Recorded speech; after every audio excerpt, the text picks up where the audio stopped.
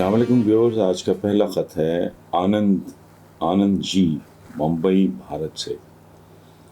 वो कहते हैं जी, भारत और पाकिस्तान में कुछ साल कबल अमन की आशा का एक सिलसिला शुरू हुआ था। पाकिस्तान और भारत दोनों ममालिक में बेशुमार लोग ऐसे हैं जो ख़ित्ते की तरक्की को इंडिया पाकिस्तान बेहतर ताल्लुकात से मशरूत करते हैं।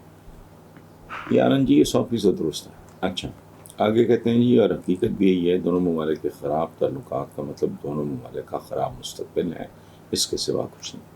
मेरा सवाल ये है कि अगर दोनों ममालिक की चंद अहम शख्सियात पर मबनी एक थिंक टैंक बना दिया जाए जो ताल्लुकात में तवाज़ुन रखने और मामलात को हल करने में मदद दे, तो क्या ये तजवीज़ काबिल अमल है?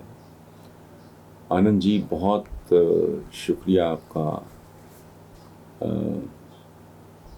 आपकी तजवीज़ एक भले इंसान की एक खूबसूरत सोच रखने वाले आदमी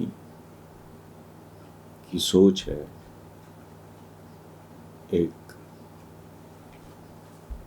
लेकिन अनफॉर्चुनेटली वेस्टेड इंटरेस्ट बहुत खौफनाक चीज़ है, और जितनी कौमें क्रूड होंगी, प्रिमिटिव होंगी, पसमानदा होंगी, अनपढ़ होंगी, जाहिल होंगी, जज्बाती होंगी, उतना ही ये सिलसिला मकरूह सिलसिला फैलता चला जाएगा। बात आपकी दुरुस्त है, लेकिन वेस्टेड इंटरेस्ट बहुत खौफनाक चीज़ है।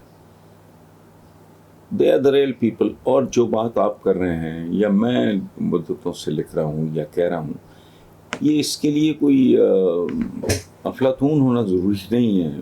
You don't have to be an intellectual to think like this. It's simple बात है, पड़ोस का और तारीख़ हमारी एक। मैं तो हमेशा ये कहता हूँ कि हम लोग एक ही दरख्त की शाखें हैं, और आपने अक्सर देखा होगा कि एक ही दरख्त की शाखें बाज़ औक़ात ऑपोजिट डायरेक्शन में जा रही होती हैं, लेकिन दरख्त एक ही होता है, तना एक होता है। सो हमारा origin in so many cases the same. But anyway, जो आपने फरमाया इस पे अगर अमल हो तो इसका कोई ना कोई छोटा मोटा फ़ायदा ज़रूर हो सकता है, नुकसान बहरहाल नहीं। और नहीं तो थोड़ा लोग ही रिफॉर्म होंगे, एजुकेट होंगे।